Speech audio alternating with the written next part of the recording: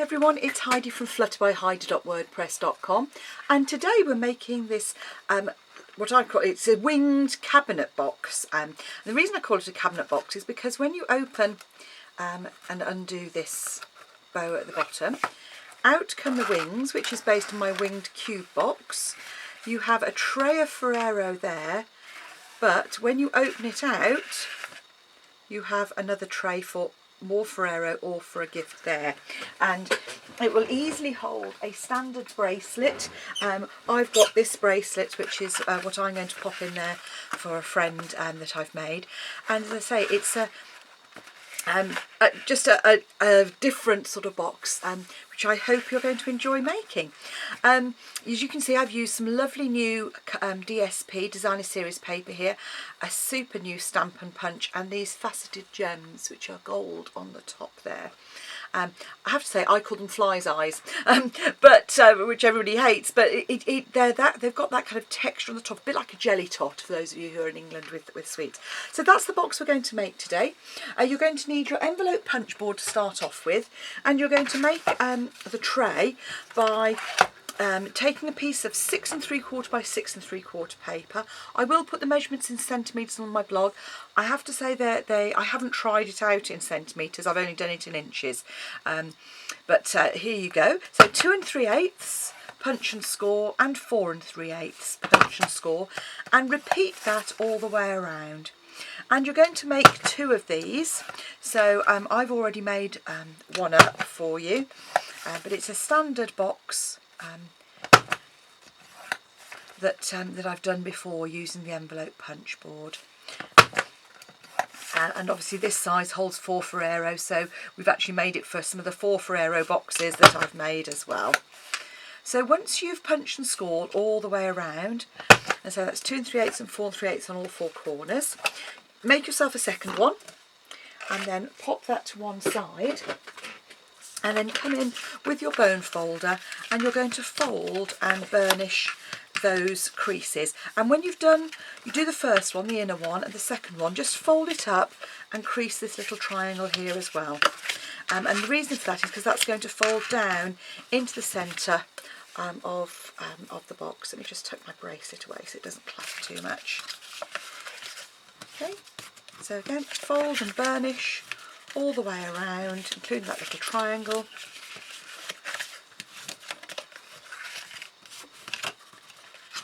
Okay, all the way around. So, having made that, we're now going to come along and use our snips just to trim and cut a little wedge out on all 4 corners. So straight down the side of the larger panel, and just cut a wedge out.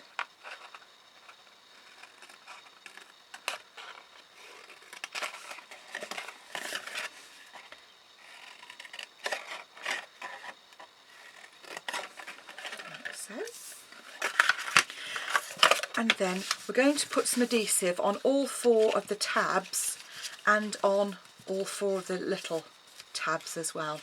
So just come in with a tape runner and just come across there and up the side of your tab. Rotate and repeat.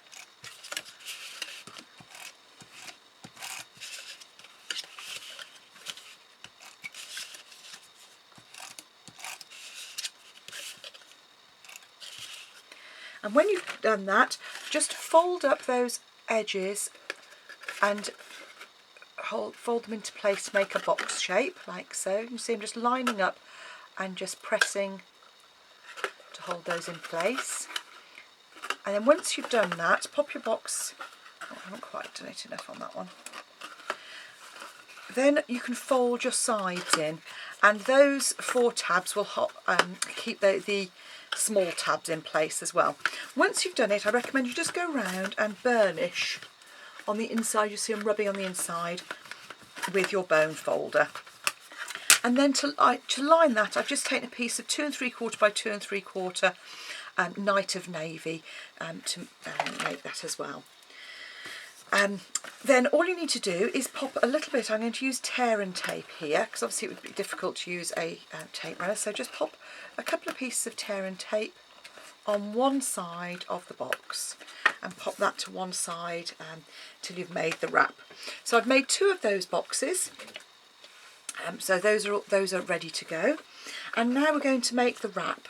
And to make the wrap, you're going to need a piece of cardstock, and say I've used Soft Sky here, and this is 3.5 inches by 11 and 11/16. So it's a funny sort of measurement. So for those of you that aren't sure about that measurement, if you look at 11.5, that is 8/16, and it's these tiny little measurements. So you just count 3 of those, and it's actually about, if you imagine, it's 29.7 in terms of centimetres.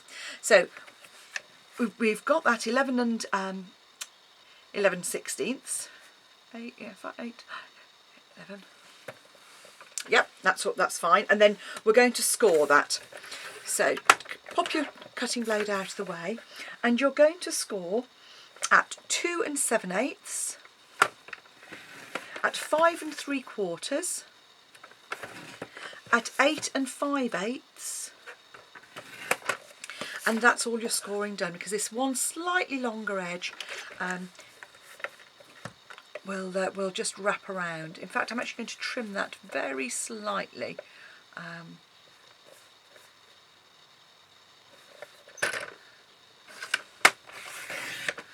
And adjust that measurement. So you're actually going to cut it, yeah, that's better. I'd cut it a little bit long on the 11/16, and then just fold those score lines.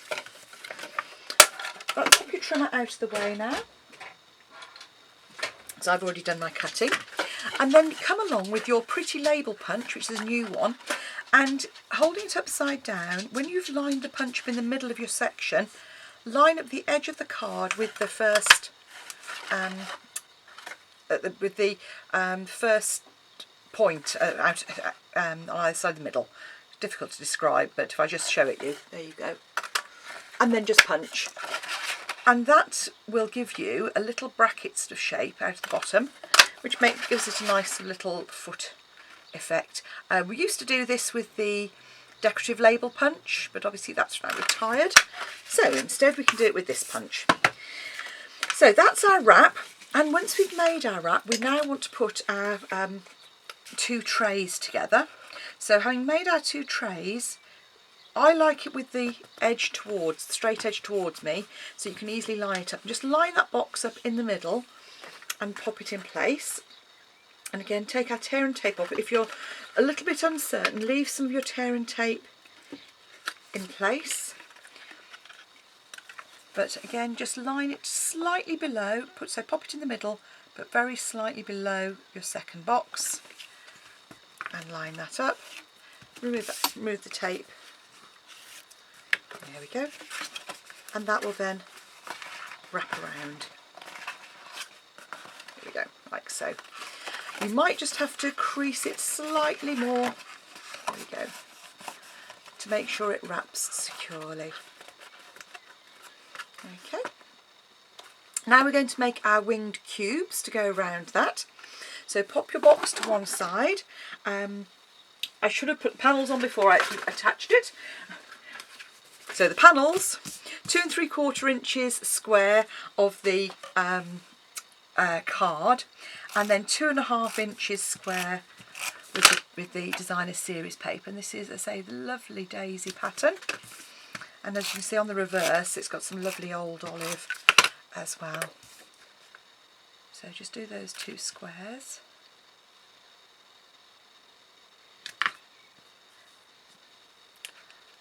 Which I've managed to not stick particularly square. There we go. Hence why I don't press down straight away. There we go. Better. Then put some more tape on the reverse there.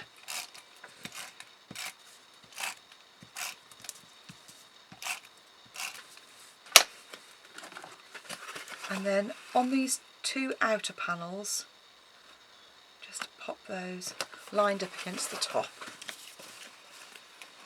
So like so. Okay. Now we're going to make our wings to go on the top, and for that you're going to need your trimmer again, and you need a piece of cardstock that is 6 by 6 inches, and you're going to score at 3 inches, rotate once and score at 3 inches. Then you're going to line up the diagonals on one of those corners and cut it away, and then line that up at the top and cut away another 2. Then on the last one you're going to score it. So you'll end up with a piece of cardstock that looks a little bit like an old sort of a house with a house shape with a cross through the middle. Fold and burnish, and then come in and you're going to cut down one side of the diagonal, so nice and straight, and just trim away a wedge, and then trim away on this edge as well. So you're going to have a piece of cardstock that's going to look like that. Make a second piece, but this time cut on the opposite side, because this one is for the right and this one is for the left. Okay, while those are flat, I'm then going to put another piece, I'm going to cut another one in half diagonally. So this is 2 3/4 by 2 3/4, cut into half diagonally, and then I have put glue on it, but just to show you can still cut a 2.5 by 2.5 inch square and cut that in half diagonally as well. So not ideal when you've got glue on it, but it can be done. Apologies for the clattering. Right, so now you want to attach those to our corners.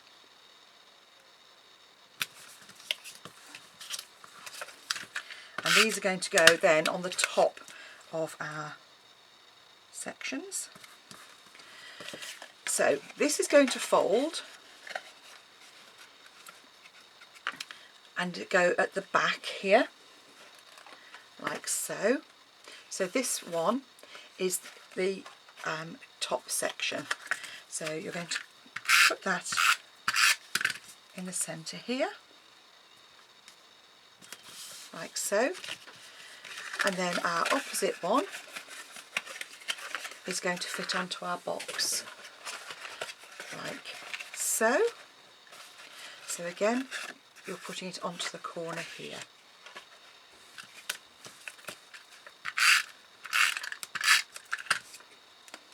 So just layer that up like so. And that'll help you when you're attaching, you're making your corners. So now what we want to do is we're going to fold up our corners and then attach it to our box. So for that, because you want a good strong bond, I'm just going to put a piece of tear and tape on those edges.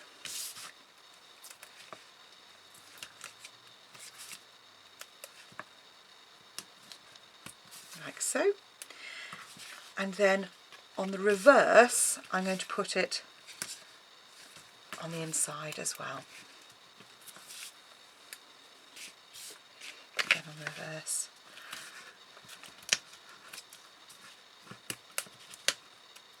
Obviously you can be a little bit more careful when you are not at the pressure of the clock.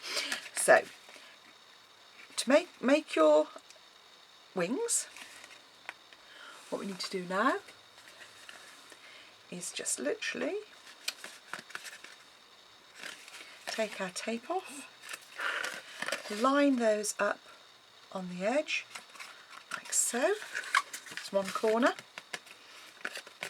Repeat with our other corner.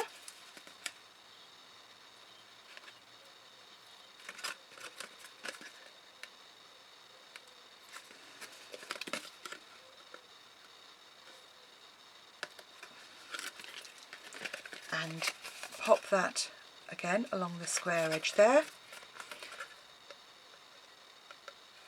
and then bring your box in, and I always put the wings on the top first.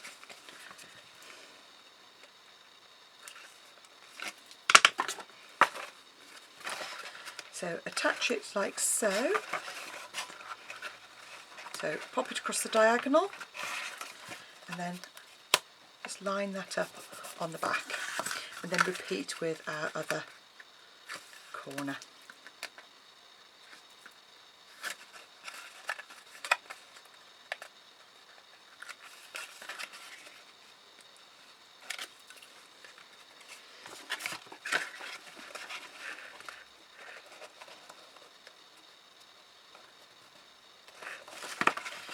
So there we have our wings. So all that's left to do now is make our holes for our gold thread. And I'm just using a hole punch just in the corner at the top there. And the same here. Pop your Ferrero into there, and then all that's left is for us to create those lovely flowers for the top, and that's quite simple because that is using the daisy and the punch to go with it. So there's our box, here's our card. Using Daffodil Delight, you just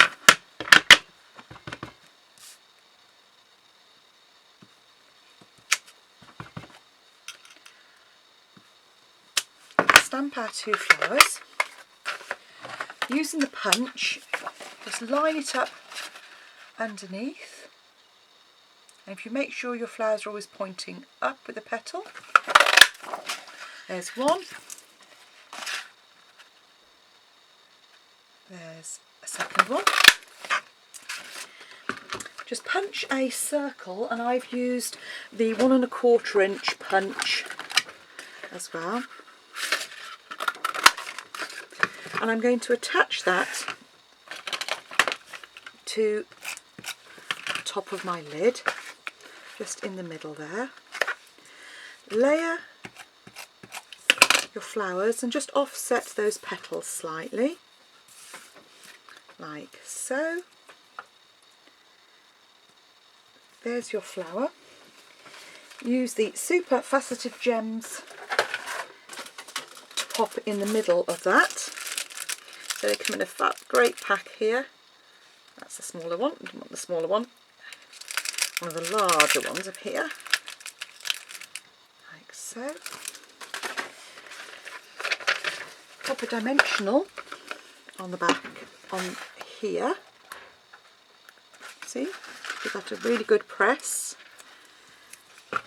and then you can attach the flower in the centre, and all that remains is to tie that with some ribbon,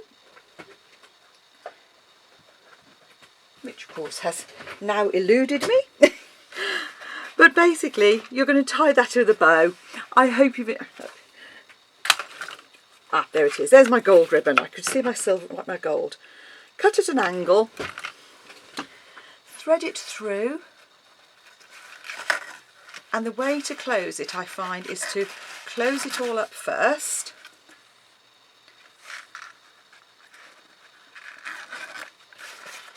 and then pull the ribbon like so, because that then holds it closed on the front there. You may still get a slight gap at the front, but don't worry about that. The recipient, I'm sure, will be delighted to receive either 8 Ferrero or, as I said, a gift and some chocolates too. Trim your ribbon, and there we have, warts and all, 2 tucked in petals and all. There we go, 2 boxes, 8 Ferrero, or a Ferrero and a gift, and I hope you'll enjoy it. Don't forget to shop now with me in my Stampin' Up store, heidismith.stampinup.net. There we go. Thanks for watching. Bye for now.